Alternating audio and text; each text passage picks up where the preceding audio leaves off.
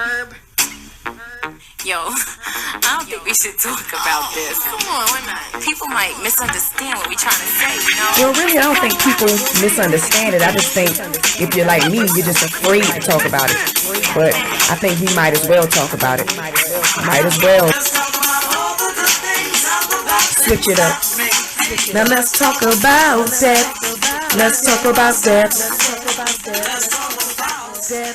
I want to welcome you to my very first or official broadcast episode of Might As Well Talk About It. This broadcast is meant to help us in some kind of way to be able to conquer the fear, or be able to at least become comfortable with accepting what we cannot change. And this is like a talk therapy, and this is another platform for the many of you out there who are just like me, who are afraid of it and just don't know what to do. You've been holding it inside because you don't want to talk to people about it. You can't just walk up to people or even family or friends and just say, hey, I'm scared to die. What you think I should do? Sometimes it's just hard to have those kind of discussions with people because you don't know what they're going to think of you. And, sometimes you don't want to take that negative energy to other people, or you're the stigma of worrying about what people may think of you. I figured it is easier now, though, when you're able to communicate and be in the presence of others who are going through the same thing that you are. It does make things just a little bit more comfortable, and that's what this is for. I'm sure that plenty of people have forums, they have sites that they go on, different communities where they can communicate and talk, and this is just another way. I wanted to be able to do this because I wanted to be able to show my face. I wanted to be able to place the face of a female who's going through anxiety and who has the fear and going through struggles and have a journey that I'm trying to get through and get to that other side. And I don't mind showing my face. I want to be able to do this to make things just as comfortable as possible, because I want people to communicate with me. I want people to see this broadcast and be comfortable with wanting to interact. I would journal just to kind of keep a note of the things I was thinking, my thought process, how I was feeling, the actual symptoms and everything I was going through. I kept a note of it, so that way I can kind of look back and say, okay, good. I don't have to, be so terrified today or so worried, because I do remember, in this note here on this journal date that, okay, I did feel this way. So and the journaling has helped me. I can't say that much of it. I mean, not all the time, but sometimes I can look back and it kind of eases me and makes me feel a little bit better. So also, like I said, I want to share with you my journal so you can see what I've been going through, because I want you to know, like, this is real. I'm not making this up. I want to be real and raw and radical about what I am going through, because I'm sure there are others out there that are just like me. So hopefully I can open up this whole world of us to communicate and grow closer, become family, via social media or through this platform. And then, I have awesome topic discussions or topic or questions of the day that I wanted to share with you. But because of what I've been going through, what I've seen, what I've researched, I feel like these questions might be questions that people have had and just want answers or want to know that somebody else is going through the same thing. And also, like I said, I want to definitely give words of encouragement, words of wisdom. And like I mentioned, I'm a child of God. So when I speak of giving words of encouragement, words of wisdom, or if I'm giving, tips that are hopefully going to lift us up, they're coming from what I feel God has impressed upon me to give or to say. As much as possible, I don't want to have to do any editing to anything, except to add something if I want to add like some pictures or something like that. But I want to keep the broadcast, each broadcast, as authentic as possible. So I go straight to YouTube and I hit that record button, and it's go time from there. That means I need to get on my game and I need to just make sure I'm up and I'm saying what I need to say. But if I mess up, it is what it is. But here we go. And the first thing that I wanted to do was kind of share with you one of my very first journals that I kept when I was, going through my anxiety. And let me just say, I went through anxiety. When it started for me, it got bad for me back in about 2016. Now, I had my very first panic attack in 2015, and I remember it like it was yesterday. I don't know what was going on, but I was asleep, and what I thought was something bit me, and I jumped up out of my sleep. And from there, that's when it started. I felt this adrenaline rush come up my body, and when I felt that, that's what felt unfamiliar to me, and that's what woke me up, and I kind of like just jumped up, and from there, that's when that happened, and that's when the palpitation came, or that's when my heart started beating fast. I got up out the bed, I ran into the bathroom to go look at myself to see what was happening. Then that's when it hit, you know, the heartbeat started going fast. I started feeling a little bit like dizzy. I started feeling like that fear, that doom and gloom, and all I know is I was almost getting ready to run out the door, like how Craig did, how Smokey did on Friday, when that joker felt like he got what somebody gave him, something he wasn't supposed to have, and that joker was running down the street naked. That's how I almost was like that. But I caught myself. I kind of stood outside, tried to catch my breath, but I saw that wasn't working for me. I just felt like bewildered. I felt afraid. I just thought I was about to die.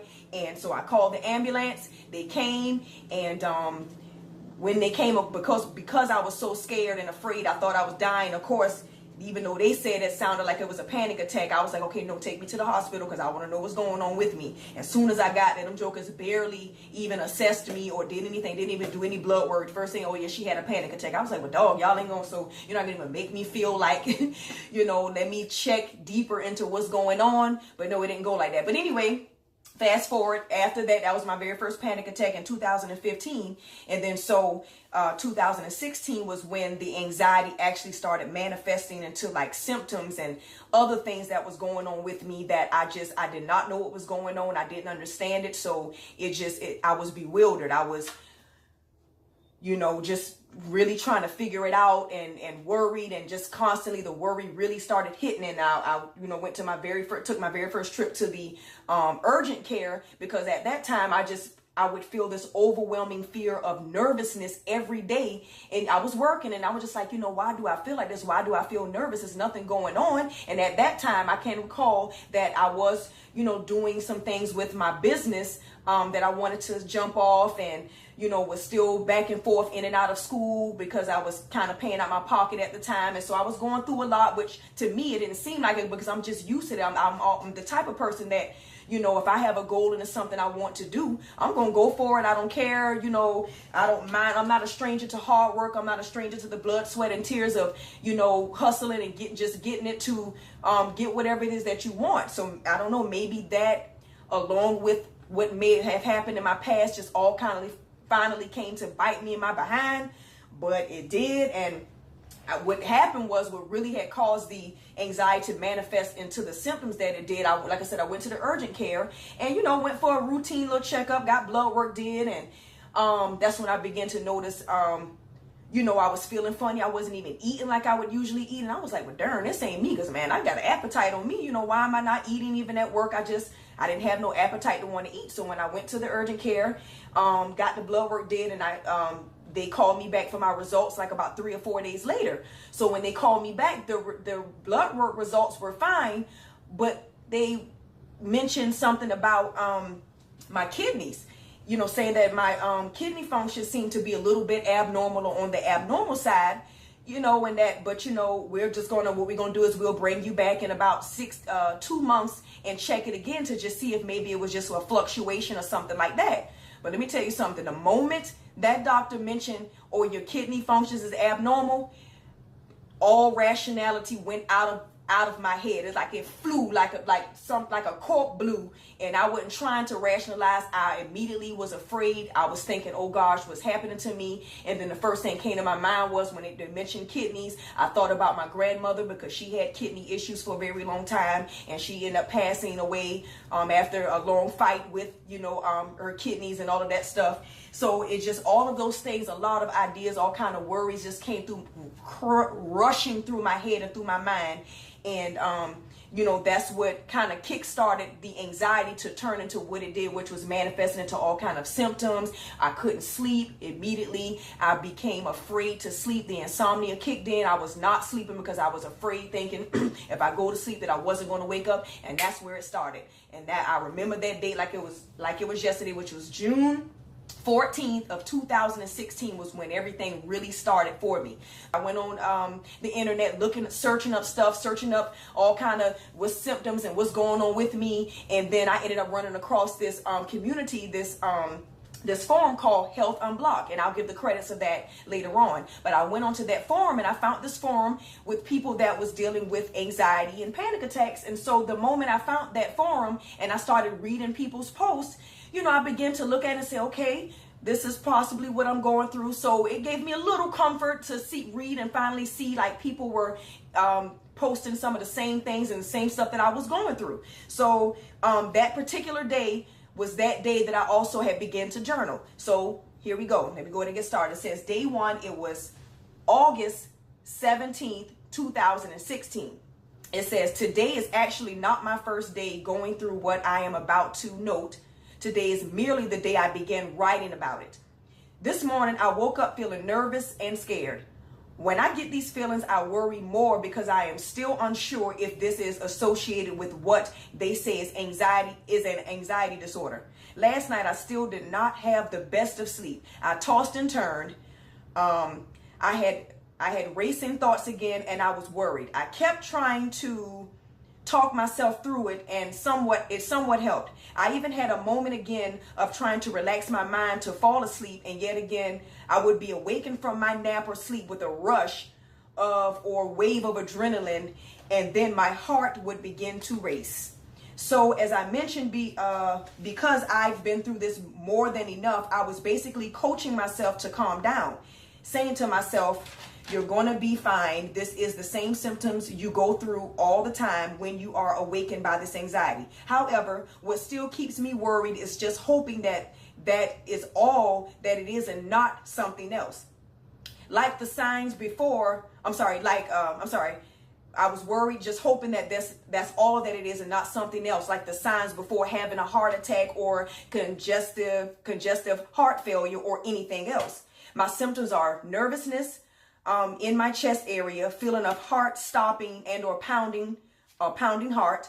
These are the main symptoms I experience these once nightfall hits. Y'all excuse me, because when I was writing these journals, I was writing so sloppy because I was scared and just writing. This is like a nervous handwriting. So now after almost close to 3 years, I'm trying to go back and read my terrible handwriting. But anyway, I experience once nightfall hits. Every time I go to bed and try to go to sleep, this is my cycle. Some nights are better than others where I can manage to relax my mind enough to go back to sleep, and other nights it just keeps me up and I'm tossing and turning. As far as I'm sure of, I have not had a good night's rest in about 2 weeks. Only a few nights of those few weeks, I may have gotten a feasible 4 or 5 hours total of sleep. Right now, I am stressed about that. I feel weak at times, like I have no energy to want to do anything, but I force myself. My biggest struggle is my appetite. I have somewhat gained a better appetite over the past few weeks, but it is still not back to normal. It has caused me to drop a tremendous amount of weight in such a short time. That's what I am now more stressed over. I'm also worried about my sleeping habits. I cry a lot, especially when I'm in my zone of thinking and worrying. I've been to the clinics more times than normal because I am so stuck on hoping I am not sick with something else or afraid that it is some other illness I may be going through, but I don't know it. This also stresses me more. A lot of times I feel detached from myself. I feel like I'm slowed down mentally and weak mentally. People I have discussed my situation with says that it comes from my appetite situation, plus not getting any sleep. For the most part, I hope this is the cause because I prefer that over finding out it was something else major. Oh yeah, those doctor visits and and getting blood drawn enough all came back normal except the kidney function, which I have retested and it is or has moved in a more positive direction. But why do I continue to feel like something is wrong or I am still ill from something? I'm continuing to race through my mind. It's continuing to race through my mind. Sometimes I can't even focus to want to do anything. I usually do, or I used to happily, be energetic and ambitious. I get dry mouth very often. I don't know if this is associated with anxiety or if I'm dehydrated or if it could come from something else. The reason I'm afraid to sleep at night or even at daytime when I try to get a nap is because I'm afraid I won't wake up or that I'll have a heart attack or brain aneurysm or congestive heart failure and die. While I've realized these are all negative and terrible thoughts that come from my own mind, this is how my mind is constantly racing. Oh yeah, I am afraid of death. So this is also a reason I can't get any sleep. It seems like like soon as nightfall hits, I am being held captive in my thoughts of not having a panic attack, dying, or something happening to my heart, and what is wrong with me. These are the thoughts that race through my mind as soon as nightfall hits. I mean, it's like my mind is conditioned when night comes that I start to get down and sad, especially when it's bedtime. So to conclude this part of my journal for this morning, the therapist says I have generalized anxiety disorder, mild depression, and I will definitely add that I am stressed. But the therapist said that they said that I had generalized anxiety disorder and mild depression. My question that I continually ask myself, can this cause me to be feeling the way that I feel? Can this cause me to lose weight like I am? Can this cause me to physically feel just so different than I used to feel when I had a relatively normal life?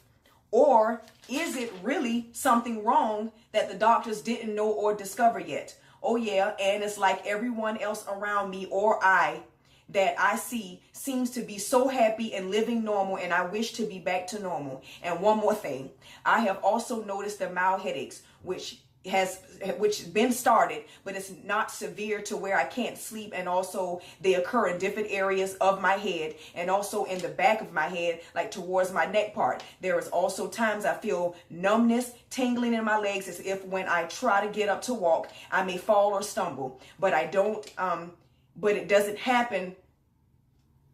It doesn't happen. But it doesn't happen. I never, in other words, saying it doesn't happen, I never fall. But it is how I feel. It is how I feel what will happen. And I even get mild burning sensations in my thigh area. Y'all, first of all, let me just say this. This was supposed to have been a journal. And usually when people journal, I guess it's supposed to just be a short note about something. Baby, this became novel time for me because, for one, I love to write. So I don't know if that had a whole lot to do with it, but it's just all the things that were on my mind. So thanks for sitting through my very first journal that I wanted to share with you all. Hopefully even just that journal was something that many of you all can relate to when it comes to the anxiety or the fears and what kind of thoughts race through your mind and why it's racing through your mind. So now on to the fun part for me, which is the topic question of today, which I feel is a very good topic that I wanted to bring up. I have a slew of topic questions that I've already thought about, but I decided to go with this one because it compelled me, because a few events happened over the past month that I decided I want to go with this topic question first. And the topic question is, why do we allow others' fate to predetermine ours as if we are fortune tellers? So what I mean by that question is, it's like, why is it that if something else happens to somebody else, if something else happens to another person, whether they died or, came down with a very ill disease that, maybe they've been given a death sentence or whatever, and we hear about it, we automatically allow that to make us feel like it's going to happen to us, or the same thing is going to happen to us. And I do that all the time. And actually it has gotten worse over the past 3 years, because like I said, the past 3 years my anxiety has gotten to that point. What compelled me to bring that question up first was because one incident, I'll go ahead and say, there was this young guy that he's in high school, 18 years old, plays basketball for his high school. I'm not going to say the high school's name, but the school, the guy, he's in high school. And after his basketball game, he and some other people were in a car. He was not even driving, in the back seat, and a drunk driver hit their vehicle, and the boy got killed. And out of all the other 2 or 3 people that were in the vehicle, he was the only one that passed away. He's the only one that died. 18 years old. coming from his basketball game. That immediately saddened me because I thought about my daughter. My daughter is 18 years old, and I just can't even imagine what would happen to my world if something like that happened. And like I said, we don't know the future, so we don't know. And I mean, it's just sad because, you know, he wasn't even driving. He wasn't even in control of this situation at all. Someone else was driving, but then a drunk driver hit them. And just questions that came through my mind was like, you know, why, what happened, what's going on? Like, you want to know deeper, like somebody like me, because now it's like I want to get every detail of why people die, and not because I'm just fascinated with death, but it's like, I guess I want to know everything because I want to maybe try to break it down. That may be the reason why it happened, and I can try to prevent it from it happening to me, which it may sound so selfish to think that way. And I'm not trying to be selfish because I'm just bottom line, I'm afraid. And I guess this is what fear does to people whom are like me. But anyway, just all kind of questions came through my mind. There's another event that happened that, you know, really, really struck me. It was a relative, her very good friend of over 10 or 15 years. She just recently passed away from breast cancer. And, you know, what scared me most was because, you know, at first, when we first heard the news about her having, you know, cancer or whatever, and I didn't know which cancer it was, but I just heard it was cancer. And, you know, it seemed like everything was kind of coming along okay, because I guess finally after she had begun to get the treatment and stuff, or beginning the treatment, it seemed like, you know, it's kind of coming along. I do know that anything like that, you know, is a long process. It's not just going to turn right away overnight. And, you know, immediately I went to wanting to go on the internet to find out about, you know, try to dig more about breast cancer. I want to know what happened or why it happened, so that way maybe I can try to prevent it from happening to me. And like I said, if that seems selfish, I swear from the bottom of my heart, it's not because I am a selfish person or I don't care about what others are going through. But I guess because for me, if I don't want it to happen to me, it's like now I want to know everything. I want to know every detail. And it's like in hindsight, it's almost so negative though, because it's like, why do our minds as an anxiety sufferer, why in our minds we break down things like that when it comes to finding out about someone else dying and what they died from? First thing we want to do is try to pick it apart of what happened, and just that whole negative thing of trying to find out why. And, you know, you want to know every detail so you could just hear what could have happened. And, you know, it's hard because it's like, why? You know, if we're afraid of it, then as soon as we hear about somebody dying, then we want to know more or want to figure out why. You know, so that's one of the biggest things that I realized that I've been doing lately in the past 3 years. Like I said, I hear about somebody else passing, then here I am, I'm scared as hell because I feel like it's going to probably happen to me. And now I'm, you know, thinking all kind of things, you know, getting worried again. My anxiety is back skyrocketing through the roof. And half the time I don't even have to know the person that passed away. It could just be somebody I heard of. And if I hear it, then I'm automatically putting their fate in my, pushing it on me. You know, about 2 or 3 years ago, a very close person in our family, not a blood relative, but somebody that you might as well can say was a relative, very young girl, 18 years old, 19, just had a baby, and son wasn't even 1 year old. She passed away in her home, in her bed with her son there, from congestive. What we ended up finding out later what it was she had acute bronchial pneumonia. But when I heard that, I was devastated. Like my heart dropped. Just even the idea of finding out that, you know, she passed away in her bed and her kid was there. It freaked me out because it was like, oh gosh, you know, then it had me scared to like think, okay, I don't want to go to sleep now because what if that happens to me and then I don't wake up? So it was like every little thing something I found out about somebody else, it just had me worrying and wondering and thinking it was going to happen to me. I couldn't sleep again. It was like my anxiety was through the roof. And like I said, I know that is the main thing that's lingering on or causing my anxiety to linger on is because of my fear of death. And like I said, once I hear about somebody else passing or somebody else dying for whatever reason, my anxiety is up to here because now I'm worried and I'm thinking the same thing is going to happen to me. And I'm going to tell you, I had to end up deactivating my social media or my Facebook, because it seemed like every time I would go on social media or go on the internet, I'm always seeing something that's bad news that's going to keep me worried. So I had to literally deactivate Facebook, the main one, because that was the one that every time I'm scrolling on Facebook, I'm seeing bad news about somebody dying or whatever. And here I am just drawn to wanting to know why. So it intensified just me being a tunnel vision, trying to figure out why. Like I said, it's like, well, I just want to know. And that's my issue with my anxiety. It's like I want to try to always figure things out, or trying to break it down to try to control things. I just want control of my situation so bad. And when I just feel or realize that I can't control it, I don't know what to do. I'm not used to that. And so that right there was, a compelling question, a topic question. Why do we allow others' fate to predetermine ours? So comment below and answer that question for me. Whenever you see this, I really want to know. But so I would like to share a particular post pertaining to the topic question. And it came from off of Health Unblocked. And so what this person posted was, what I really hate about myself right now is how when I hear about someone's passing away who is around my age, I feel sadness. And I feel sadness about them and their family and friends. But within 10 minutes, I'm feeling anxious about my own health and wondering how they could have died and if I might have whatever they had.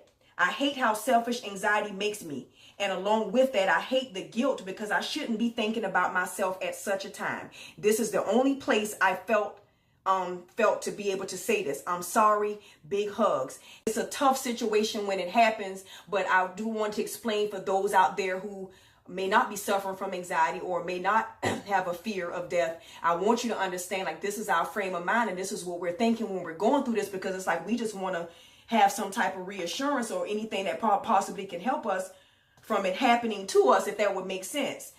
It says, appreciate the time you have with someone. Don't take a day for granted. Worrying about something none of us can change is wasted time. Live every moment and you will find even the littlest things are a part of the best moments of your life. Death is the great equalizer. It doesn't care if you were good or bad, young or old. And we have to face that nirvana when the time comes. When you're in that fear, and when it's something that has already kind of taken over you and you're trying to dig out from that abyss of being afraid of it, sometimes it's hard to see it that way. Not that you don't see it that way, but it's just hard to accept it.